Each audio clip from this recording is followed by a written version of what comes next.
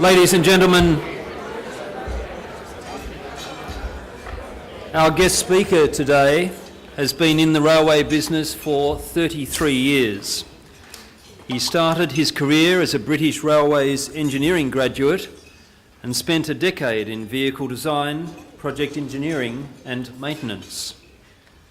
In the private sector, Andrew Lezala managed businesses and led transformations, spending much of his time restructuring and growing rail-related operations. He's been president of Daimler Chrysler's worldwide metro business, CEO of Jarvis Rail and Metronet, and president of Bombardier Transportation's worldwide services division. Andrew was based in Beijing for 4 years with Bombardier before being appointed to lead what is now known as Bombardier Australia. After a 10-year absence, Andrew returned to Australia to lead the MTM Consortium, a joint venture between Hong Kong's MTR Corporation, together with Australian companies John Holland and United Group Rail Services. In June last year, MTM, or Metro Trains Melbourne, won the right to run our suburban train network, initially being offered an 8-year term with an option to extend for a further 7 years. It took over in December, with the Premier assuring us it would mean more services, greater reliability and punctuality. Passengers, the Premier said, will notice changes from day one. So, have Metro delivered? I'm sure Andrew will answer that in a moment. But I think it's fair to say it's been a pretty tough 9 months. Who could forget that day in July when a power failure saw the system go into meltdown, and with it went much of the goodwill Metro had been building, albeit slowly. Several weeks earlier, Andrew was forced to deny speculation that Metro had threatened to walk away from its $8 billion contract, telling his 3,600 staff the company wasn't going broke and was here for the long haul. It could take a year to see any tangible progress, he conceded. Perhaps that was a bit harsh, because in recent months, according to Metro, there has been a consistent pattern of improved performance.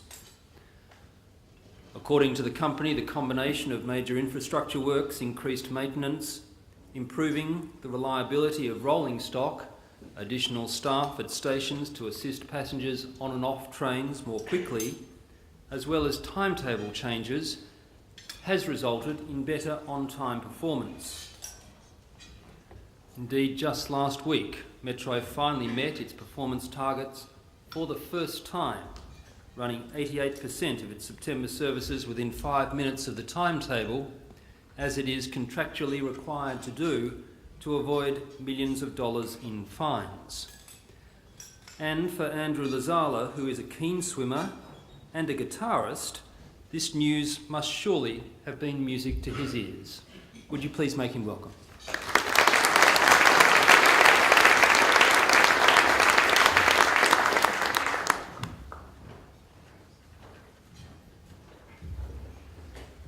Good afternoon, ladies and gentlemen. Thank you very much, Michael, for that very frank, forthright introduction.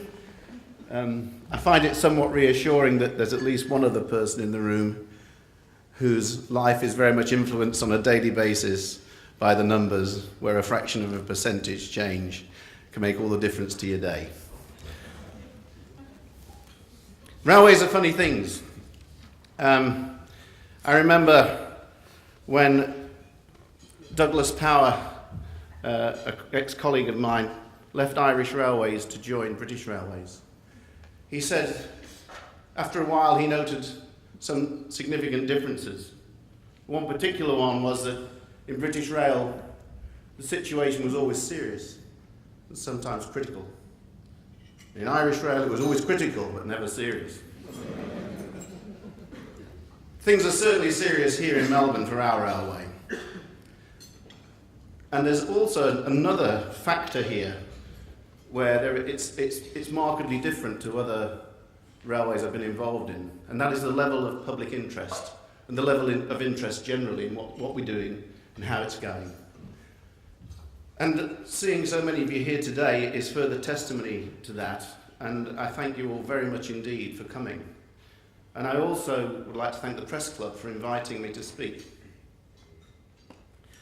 I love this city, it's great, and it's great to be back here working. It's a big city and a growing city, and a city with a great future. If we were to take Melbourne and drop it into Britain, it would be the second largest city and 3 times the size of the next biggest. This is a big city by any standards. It's also got a big railway. Our railways are of a similar scale to London Underground, where I've worked previously. It's not got quite as many stations, but we've got 830 kilometres of track, which is similar. 212 stations, over 1,000 vehicles and growing. And in the past 5 years, there's been an 80% increase in the number of people using it, almost doubling. And in the next 10 years, we expect there'll be a further doubling. And in fact, that's our task, is to facilitate that growth. But with additional patronage came decline in on-time performance, and with that came decline in customer satisfaction. As Michael said, for the first 9 months, we didn't achieve our basic on-time performance target. But I'm delighted to say that in September, we have met that, 88.8%. In fact, as of today, the 28-day rolling average is 89.3%, and it continues to rise. And that was with a 99.2% of all services delivered. That's very pleasing, but there's no grounds to be in any way complacent. In fact, there's a long way to go. We expect ourselves to be able to exceed the contractual targets significantly, and we believe that the people of Melbourne that rely upon us and who may come to use us expect better than the basics. I'd like to make an observation actually about Melburnians, and that is that you love your trams. In fact, you're quite passionate about your trams. And quite rightly so. I don't feel, though, that the same sentiment exists for the trains. I don't really understand all of that yet, but we're here to change that. We're here to build a proud railway for everyone every day, and that's what we're here to do. What I'd like now to do is to just explain some of the ways in which we aim to do that. First, I'd just like to talk a little bit about the performance history. As I said, Melbourne's a growing city. 1,200 people a week want to come and live here and do come to live here. That's a huge growth profile, and it's been sustained for some time. And the demands that places on public transport and all the transport modes actually is significant and will continue to be the case. The target of 2020, which is 20% of motorised journeys by public transport by the year 2020, is spot on. And we've got a task to facilitate that. We've hit a point in our history in Melbourne where the infrastructure, the public transport infrastructure, is no longer optional. It's an essential piece of infrastructure. If you took the tube out of London, or the metro out of Paris, or the subway out of New York, those cities could not function. And Melbourne is becoming in that league. This is essential infrastructure going forward. But over the past few years, the performance of the railway has been in decline as the demand for its service increases. I don't think you can see that from there. Apologies for that. The red line is performance as the blue line patronage grows. And we have to make a paradigm change here, because the growth in the blue line is going to carry on and the red line's got to carry on going up. That needs fundamental changes. The good news is that we're doing a lot of things which I'll explain in a moment, and the 28-day rolling average, as I've said, when we took over, it started to decline. We went into the summer months and we tackled some very difficult issues in this period.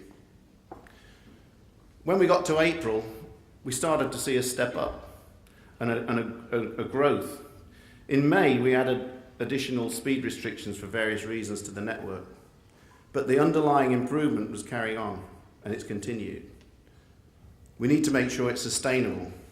But like any system, you can work out the science of it and make it work.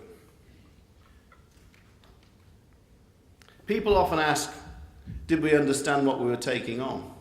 Particularly in those early months when the performance was actually going the wrong way. And the answer to that is yes, we did, absolutely.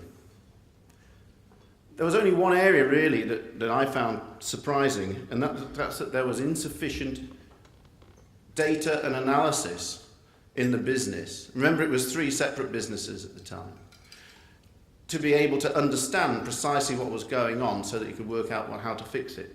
I think it's Hewlett-Packard that say, in God we trust, and for everything else there's data. So we had identified a number of things that needed immediate treatment, and we were very concerned about the making sure the track was stabilised for summer. And we did a huge amount of work in the first 2.5 months to make sure it was. And apart from a very slight track wrinkle, we had no speed restrictions at all due to track during the summer, which was good, and no buckles. And we realised that we needed to do a lot on infrastructure renewal. At the same time, though, we launched an extensive, detailed investigation into the parts of the business, in all parts of the business, to identify the root cause of system failures and to ensure that decisions that we make going forward were data-based and would actually tackle a real problem. For example, we found that the common belief was really the loop stations had dwell time problems. That dwell time is the amount of time the trains stop to unload and reload with passengers. Well, actually, there was 25 other stations that had at least the same kind of problem outside of the city loop that needed the attention as well. Having a service centred around Flinders Street where transposals or trains where movements of platforms, platform to platform, against the original plan causes tremendous disruption for our customers and means that the process of driver and train matching has to be exceptional. And a run-to-failure maintenance philosophy where maintenance got done once the component had failed. That has one certain outcome and one certain outcome only. There will be a lot of failures. It's not a philosophy I'd like the airlines to adopt, and I don't think any railway should either. So reliability-centred maintenance is our way of doing things. And from all this analysis, we established our immediate business priorities. And basically, it's about getting the basics right. Our bid to secure the Melbourne franchise included 2 important points. Firstly, the need for a better commercial structure. A structure whereby there were no internal commercial tensions to prevent getting to the root cause of an issue very quickly and being able to formulate a long-term fix. And assuming responsibility for the entire railway with no excuses. And the second was a significant increase in investment was required in order to get the infrastructure right. And that investment needed to go in over the first 8 years of the franchise. We saw these things as being critical to getting the basics right in Melbourne. And that, in order to deliver that, you need to do 3 things. We realised we need to do 3 things. The first is to get the assets so they don't fail.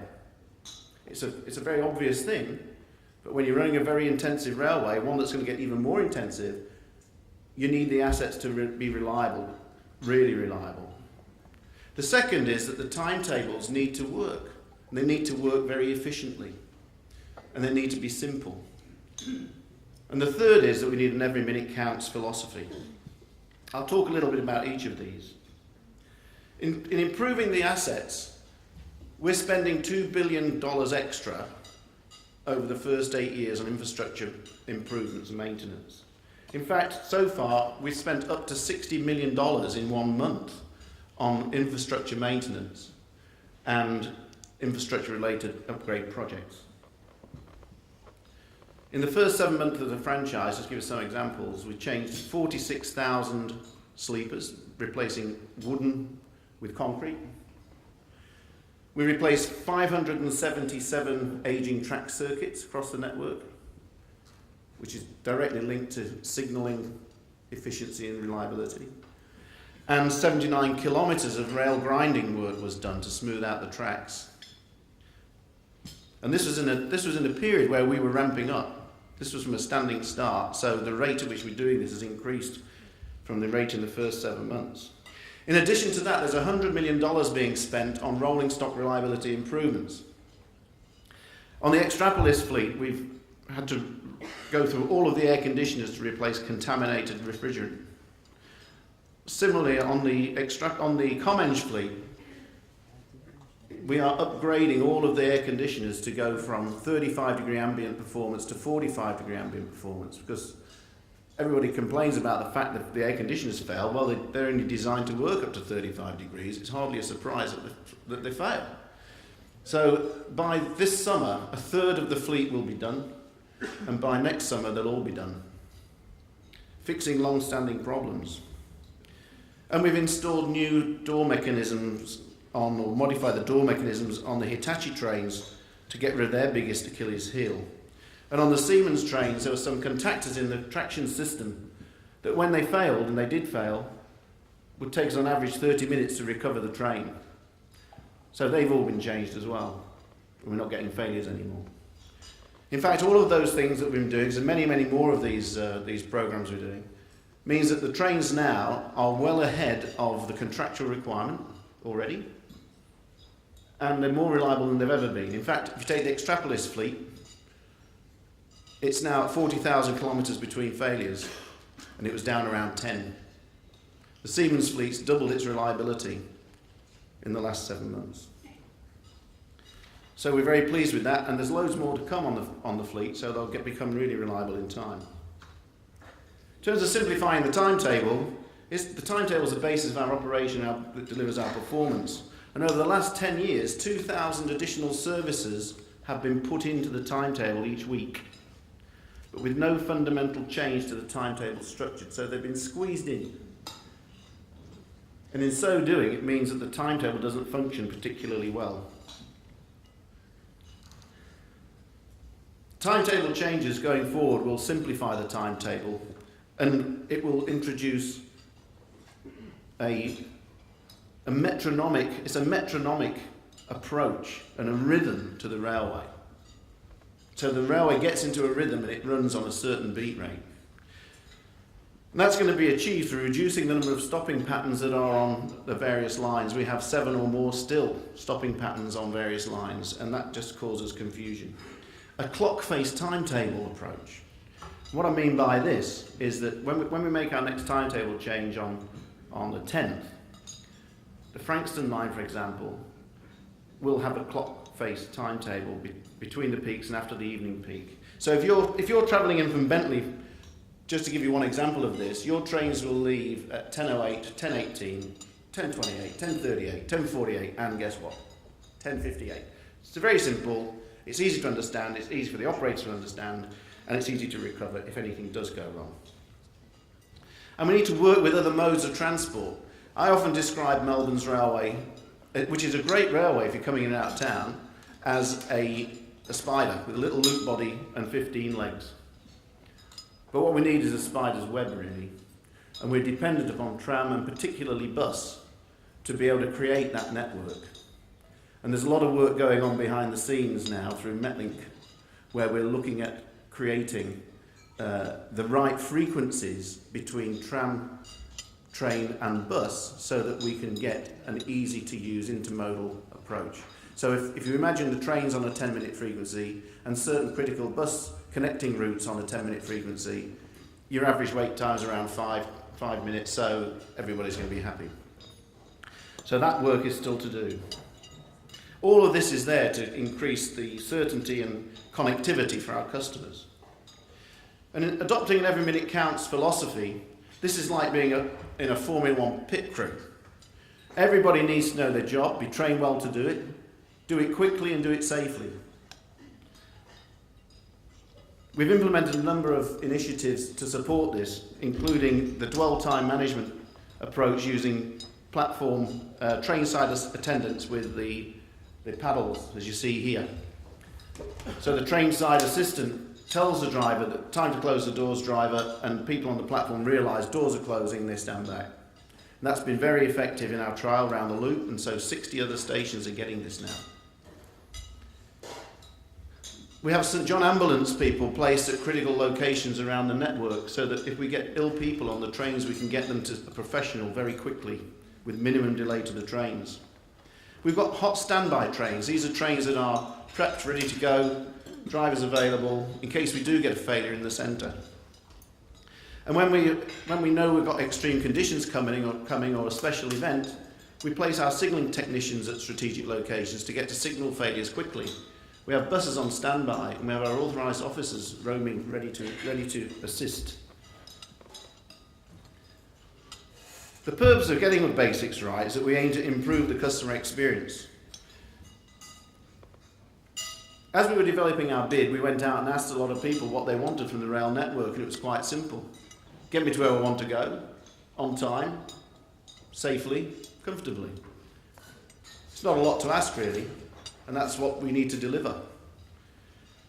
Information is an important part of this, and communication with customers is paramount. We're making more announcements in train stations. We have a range of web and mobile phone information systems through our platform on service on the Metro website. And you, our friends in the media, play an important role in our communications process, and you've been very good, and we thank you for it. When things are going wrong, when there are disruptions, you communicate very quickly and very effectively to all of our customers. We thank you for that. And what you get from us in return, actually, we'll tell it as it is. We know we're responsible and accountable for this railway, and we'll tell it you as it is. In terms of going forward, we expect more people to be using this railway.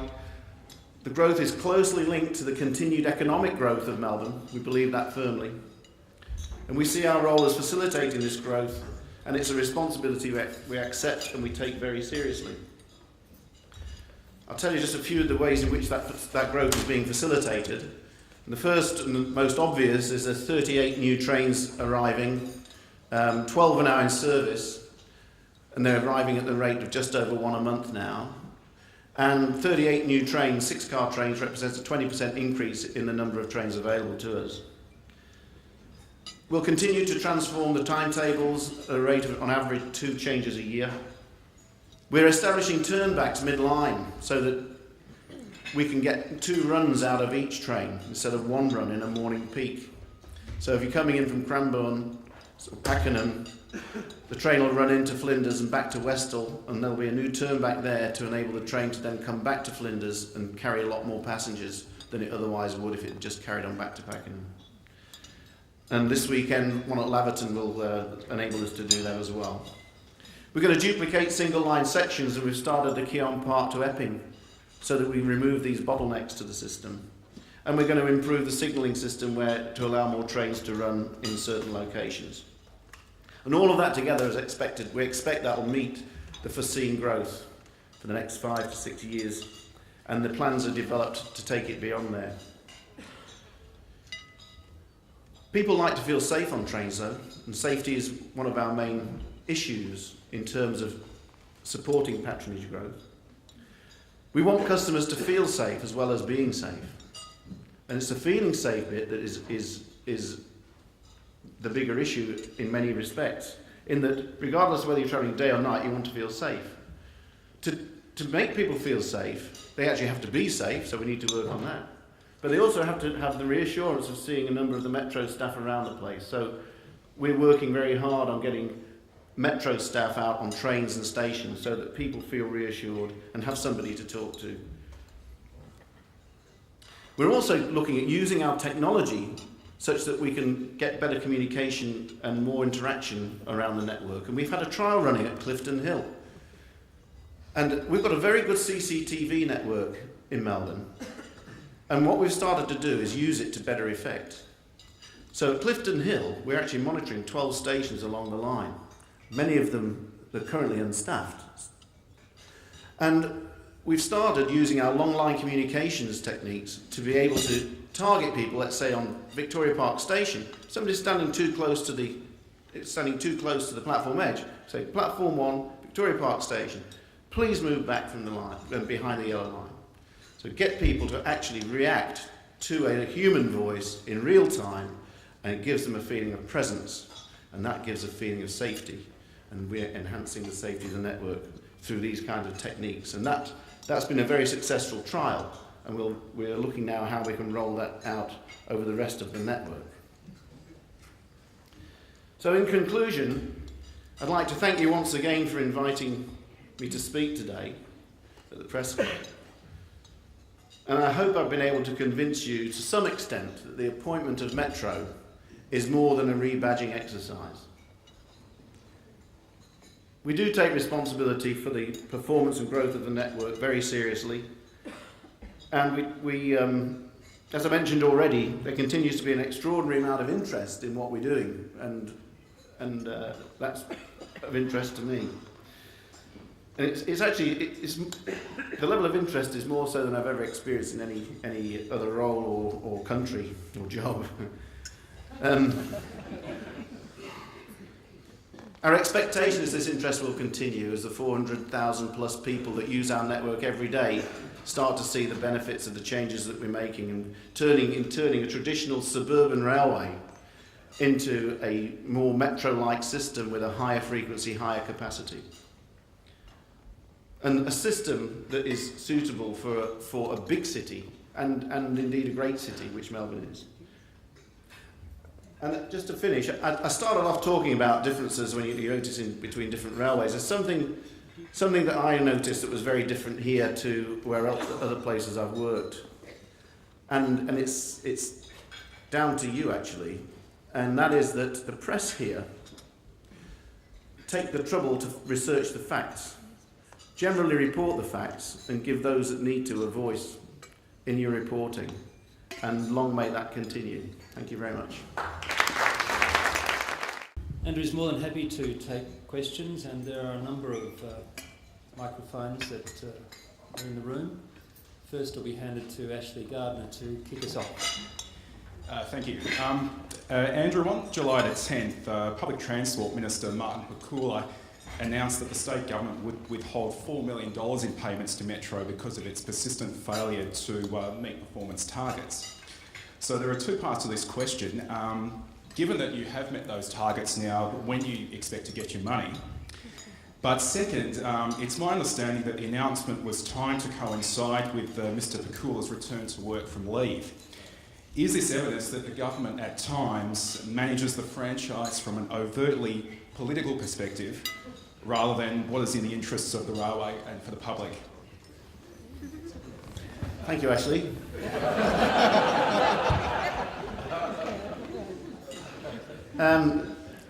Well, I hope to get the $4 million back pretty soon. We're in discussions at the moment about that. And I can't really comment on whether the government's motives on how and when they do things. Basically, we have a very professional relationship through the department. It's very contractual, as you would expect, and we're here to implement the contract. And the way the contract works is that at certain times there are triggers, and that was one of those times.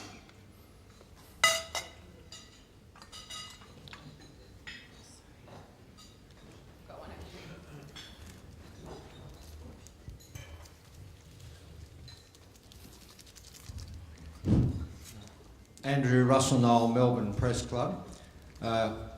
We could actually see your graphs over here because we're all long-sighted. This is probably the table of the original founders of the Melbourne Press Club, so welcome.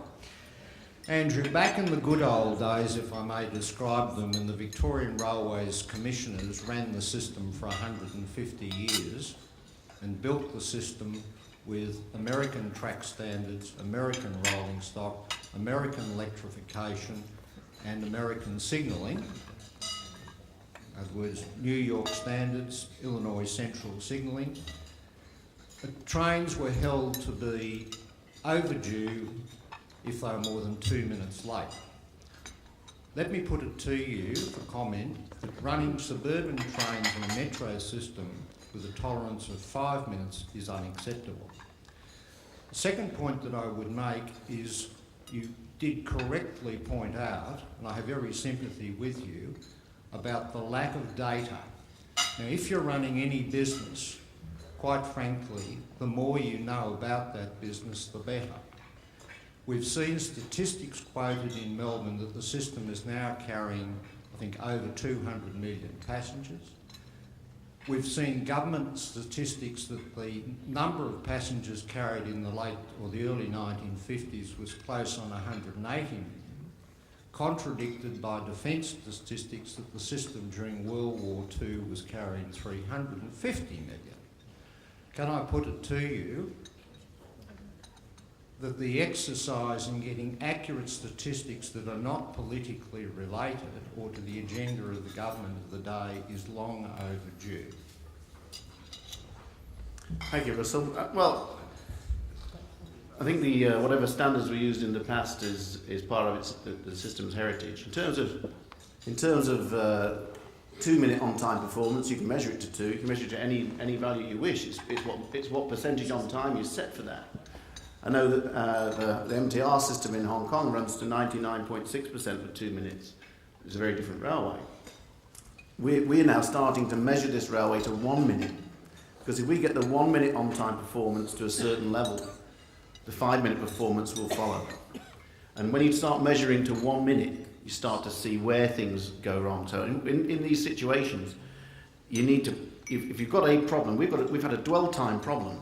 We're fixing that. When that's fixed, that will reveal underlying problems that we can't actually see yet. And the way to pick those up is measuring to 1 minute on-time performance. So we're doing that from now. But we must remember that in terms of this railway, actually, there are more people using it today, with more train services, with more money being spent on infrastructure and more projects going on than has ever been the case in its history.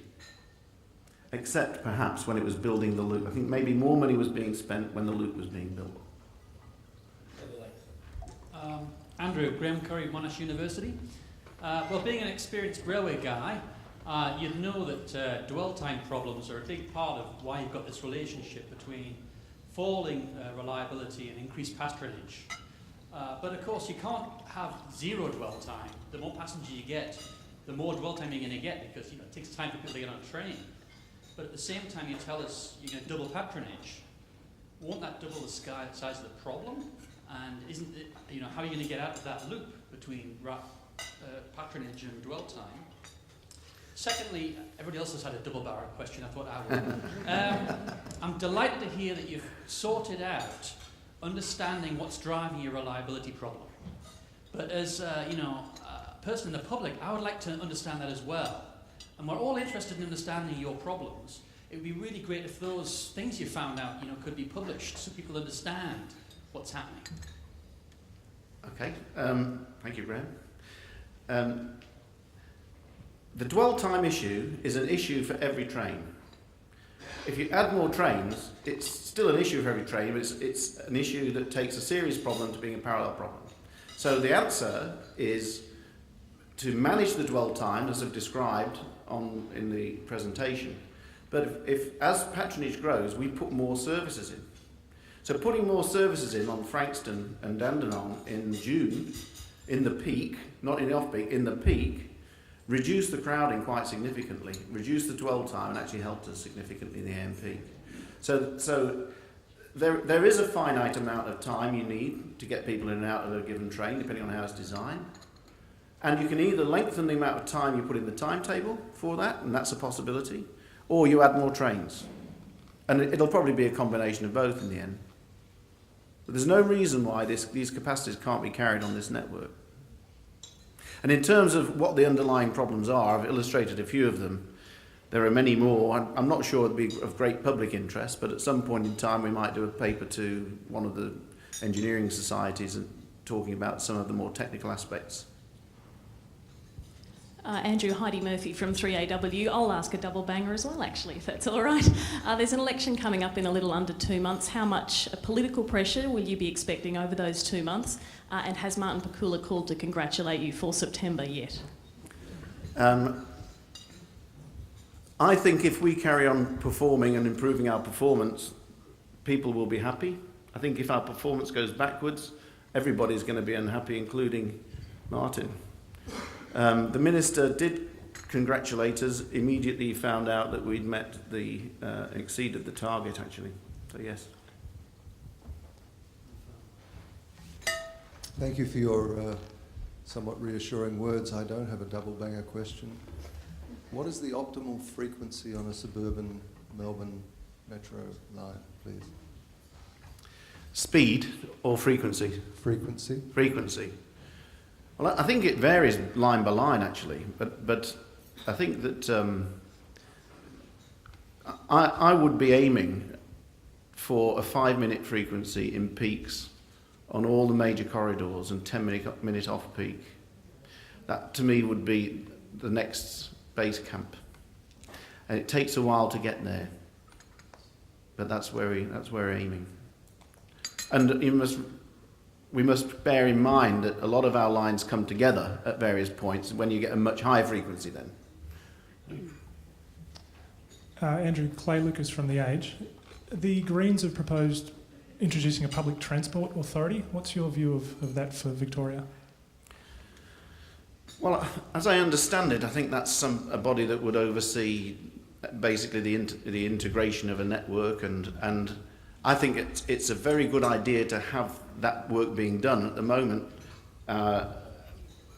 with our seat in Metlink and with the DOT, we're actually doing that work.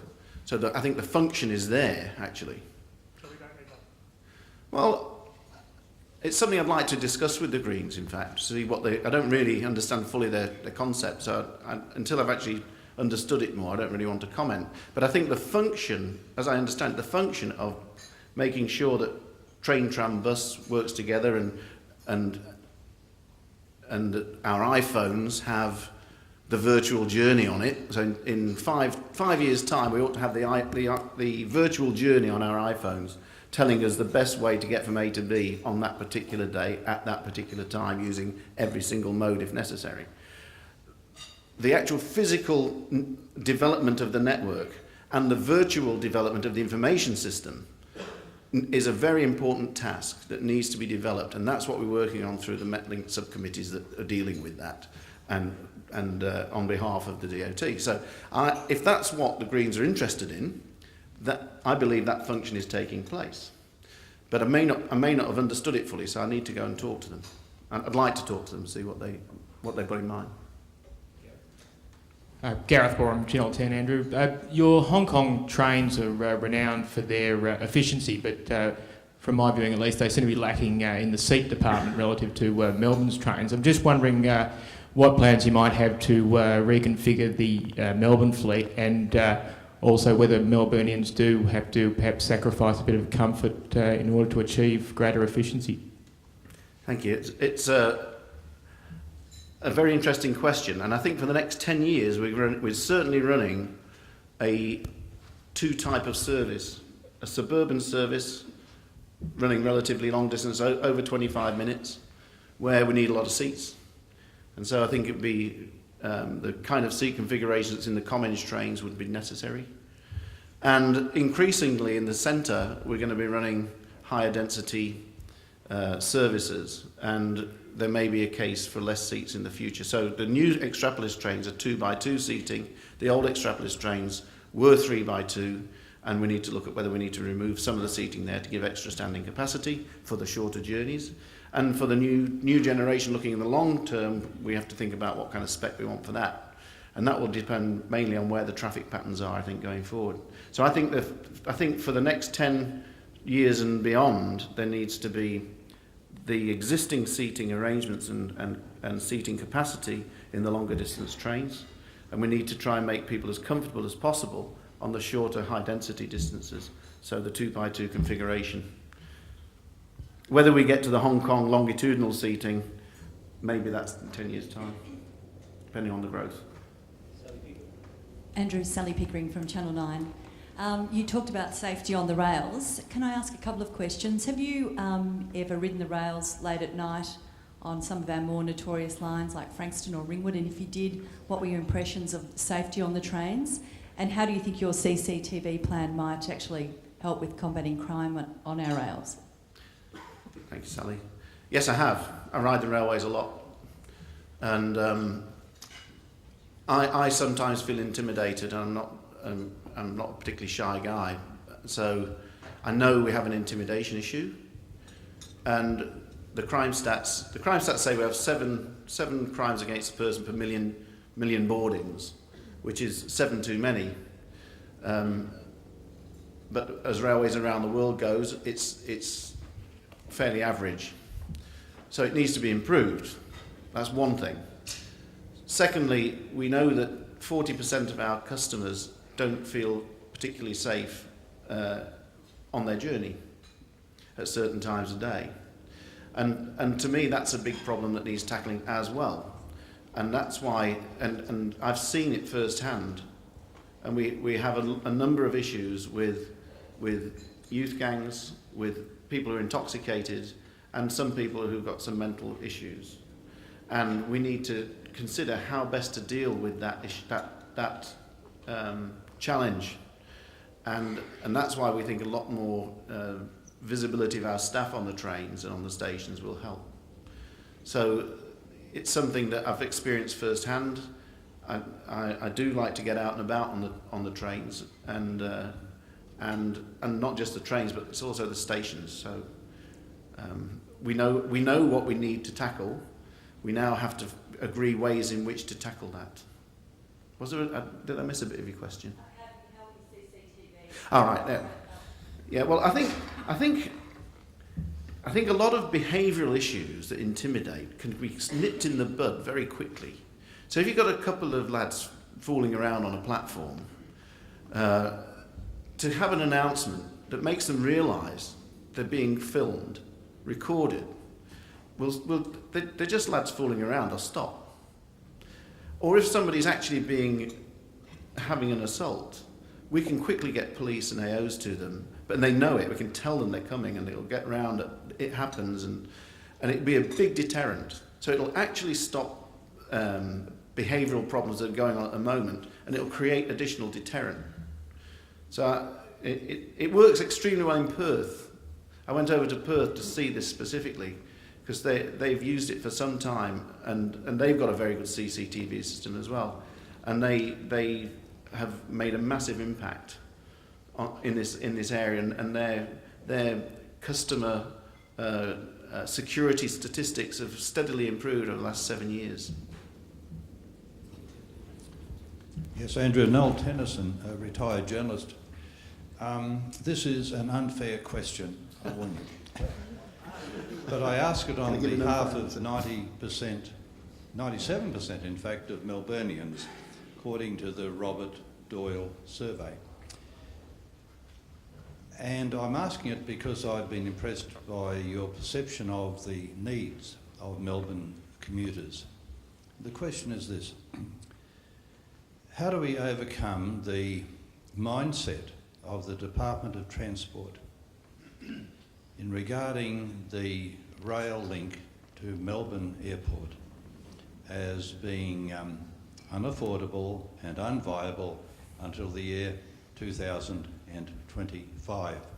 If we were to exchange positions today, how would you suggest that I go about changing that mindset?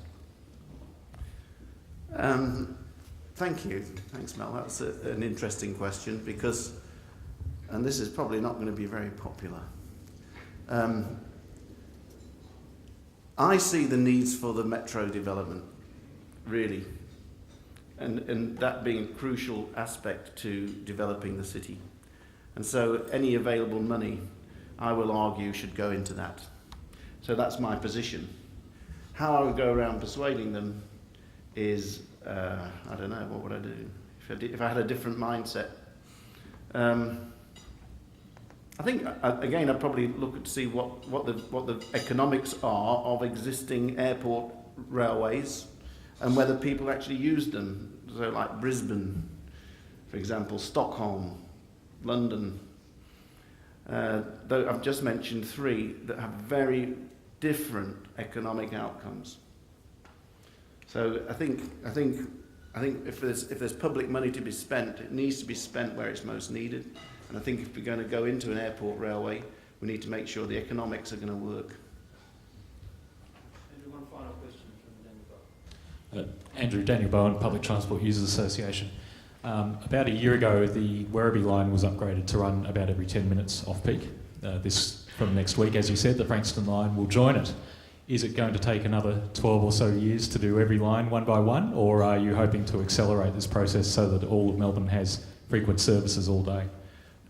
We're going to try and do it as quickly as we can within the practical constraints of the railway. So as we make each timetable change, we'll judge the success of that, Daniel, and once we're happy that it's running right, we can move on and do the next. And we might do 2 or 3 at the same time. So I think it's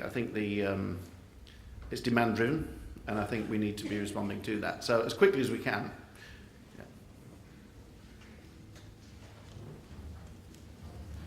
Andrew, thank you very much indeed for a very informative address. It's a tradition at the Press Club that we present you with something by which to remember us. And while we don't want you to be haunted by the past, we thought it was very appropriate that we give you something that you could look at, hang on your wall, and always remember us by. So it's something that we thank the Herald and Weekly Times for, and we hope you take it in the spirit in which it's intended. Thank you very much indeed.